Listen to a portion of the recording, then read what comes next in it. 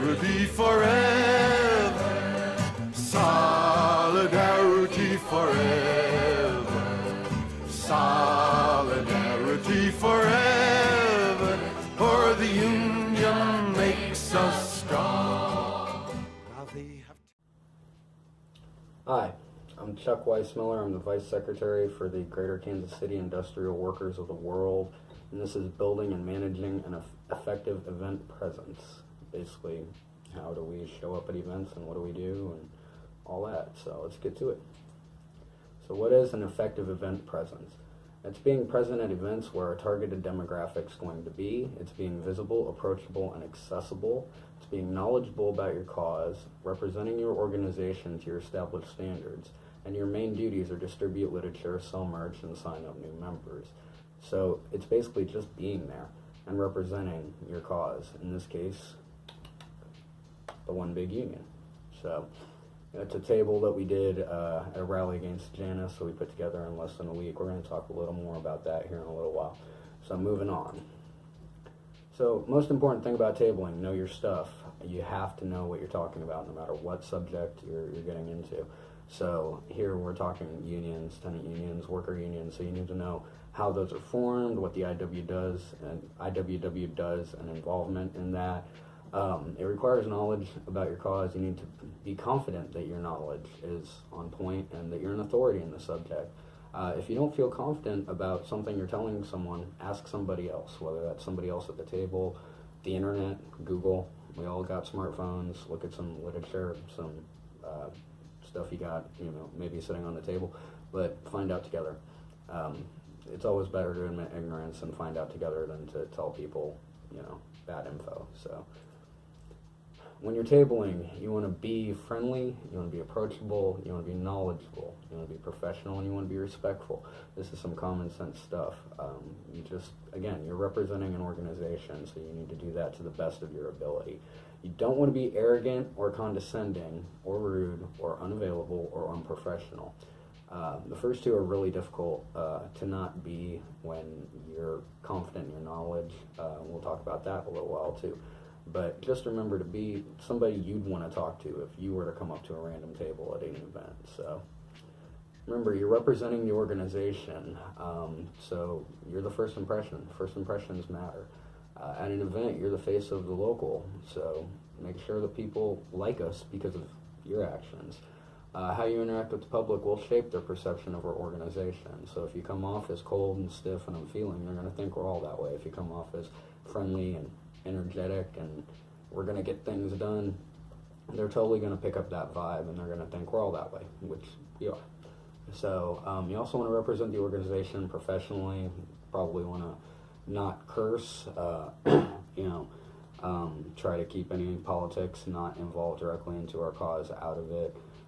Just generally remember that when you're working a table, you are working for the organization, so your views and opinions need to line up, at least while you're behind that table. Feel free to ask them, if they want to go talk about it elsewhere, but the table, we need to adhere to what we're there to message about. So the golden rule, though, is, how would you like to be treated? So don't be overly aggressive, don't be confrontational, treat people respectfully, and generally they'll treat you back with respect. So just keep that in mind when you're tabling. Be confident but not arrogant or condescending. Remember that not everyone has the same knowledge base that you do. Einstein said that if you couldn't explain it to a bunch of 6-year-olds, you didn't really understand a subject. So practice breaking your message down into the simplest form so that you can explain it to somebody without it coming off as you're talking down to them, and that can be a big step in getting your message across. So professionalism includes politeness, respectfulness, and being knowledgeable. Generally, this is a worker-owned work here, so how you'd be at work, be when you're working behind a table. And remember, admitting ignorance is better than misleading someone, especially when you find out together. If you offer to find the answer together and work with them to find the answer promptly right there, you usually lose or gain back any credibility that you might have lost by not knowing, if you know a path to find out. So always admit that you don't know. Okay, it's fine to say, I don't know, let's find out.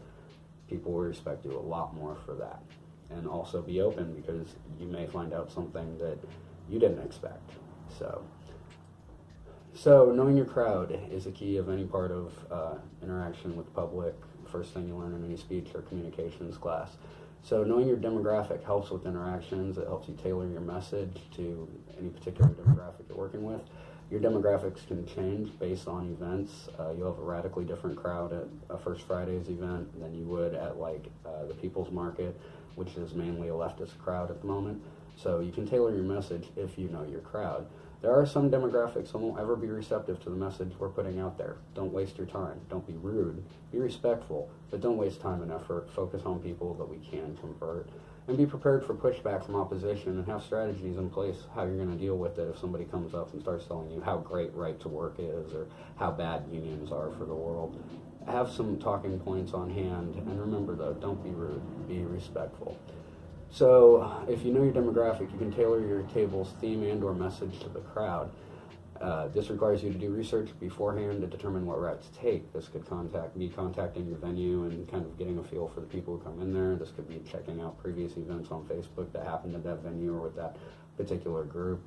But knowing your demographic really allows you to tailor your message, which really gets a lot more interactions with the public.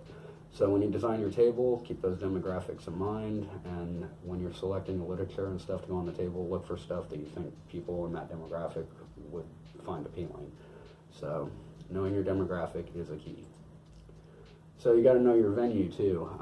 First off, get permission if needed. A lot of times it will be needed. I've been kicked out of a few what I thought were public spots because they were technically privately owned. So get your permission, identify your space and what's allowed and what isn't allowed before you set up, and then establish your role in the event. Are you just going to work a table? Can you work the crowd? Can you talk to the artist, maybe get them to give you a shout out if you're at a show, just see what you can and can't do. When you build your spot, consider the visibility of the location, consider environmental factors like wind, noise, moisture, consider where people are coming and going, how are they getting to the bathroom, the stage, the bar. You want to be somewhere where people can see you, so keep that in mind when setting up your table. Consider the limitations of the location. Obviously, you don't want to be like in a dead end, again, where traffic isn't coming through, or out, downwind of a fountain that's blowing water all over you or something. And when in doubt, improvise. Necessity is the mother of all invention. The picture right there is an improvised spot I did when I was doing some activism work for Vote No Prop A. It was a windy day outside, so I just took a box and put my lit in there and made some noise with my guitar and my harp and got a really good response. So, get out there and do it and see where you're at and just work with it. When you're building your presence, utilize the environment. If you got walls behind you, you can put, if you're allowed to put posters up, put signs in ground, elevation. If you got flags, put them up on a higher elevation. To discuss how to display literature, you can put it in a case or loose on the table. You can put it on clipboards, hang up a single one on poster boards, have the rest in a file cabinet under the table, stuff like that. You want to decorate, remember, eye-catching. So we want signs, posters, flags. This is where you can really get creative. Just make sure that it represents us well and looks professional. You also want to make sure you have your engagement methods already set up, sign-up list, email lists, application packages, business cards, newsletters, calendars, things of that type. All our brochures and stuff should have our contact info on it, so that also works in that area. If you have merchandise, make sure it's prominently displayed. If it's wearable, wear it. Make sure the pricing is clear. You're on a poster board that's got everything laid out. Our individual items are stickered. You don't want to have to be discussing the price of something when somebody could just be like, hey, I'll take that. People think about it versus an impulse buy, so make sure that's nice and visible. Make sure you have a donations jar that's prominently displayed. You can feel free to use a phrase or joke. Just make sure you know where the donations are going, because people will ask, and you want to be able to tell them truthfully, this is what this donated money is going towards. So we built this table for the Janus rally that we planned in less than a week. We didn't have as well, there was a lot of factors we'll go over. So first off, there was a really windy day, so we had to improvise how we were going to keep all our paperwork from blowing away.